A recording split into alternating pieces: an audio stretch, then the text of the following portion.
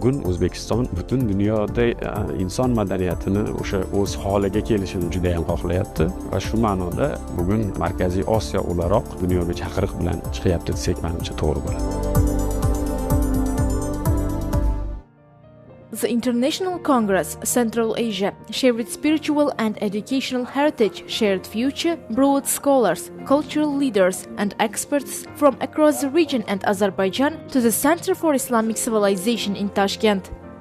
But before the discussions even began, participants were reminded of the depth of the region's heritage through a special visit to one of the center's most remarkable spaces, the Quran Hall. Here, the historic Usman Mushaf sits at the heart of the exhibition.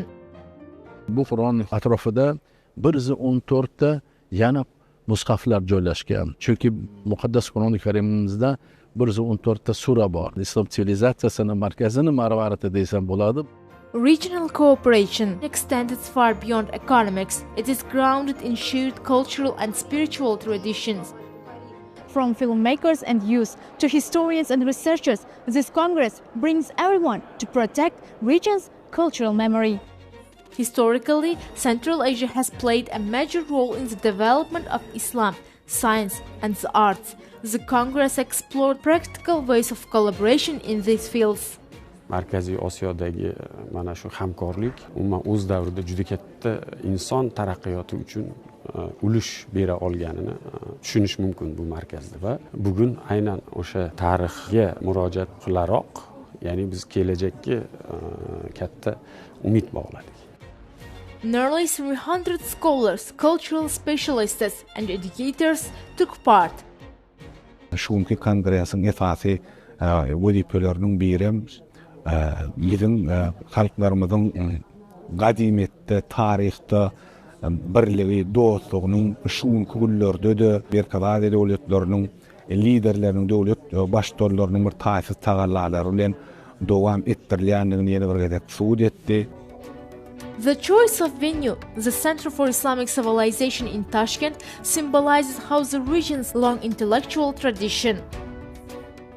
Mana shu Markaziy Osiyoda, Ozarbayjonda buyuk shaxslar o'tgan, buyuk kashfiyotlar bo'lgan, ajdodlarimizni madaniy merosini targ'ib qilish, ularni asrab, avaylash va albatta o'rganish yo'nalishida kuchimizni birlashtirish masalasini hurmatli prezidentimizning asosiy g'oyalari va bugun mana biz ko'rib turibmizki, kongress ishtirokchilari yakdillik bilan bu g'oyani qo'llab-quvvatlab o'zini takliflarini beryapti, o'zlarini loyihalarini beryapti. Ministers of culture and experts exchanged ideas for joint festivals, exhibitions, film projects and heritage initiatives.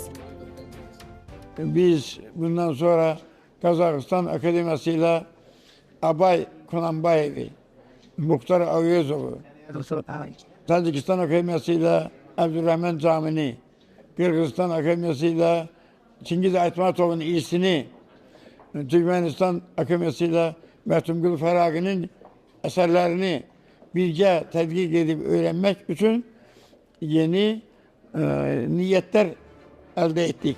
Institutions across the region, from museums and academies to libraries and film agencies, discussed digitalization, creative exchange and support for emerging professionals. Bugungi konferensiyaga barcha fanlar akademiyalarining prezidentlari tashrif buyurdi. Kelamalar uniki vitse-prezidentlari keldi. Mana shu yerda mana taklif bo'lyapti, umuman Markaziy Osiyo tarixi, Markaziy Osiyo terminini ko'proq ishlatib, shunday demak izlashini olib borish kerak. At first glance, this may look like a scientific gathering, but the discussions here shapes how societies understand identity, education, and future. This Congress is a reminder that heritage is not something frozen in time. It's living and evolving part of who we are. The program also featured the presentation of the Heritage of the Future International Award, recognizing contributions to cultural and educational development. The ceremony was attended by the presidents of Uzbekistan, Azerbaijan, Kazakhstan, Tajikistan, and Kyrgyzstan, underscoring the significance of the regional cultural cooperation.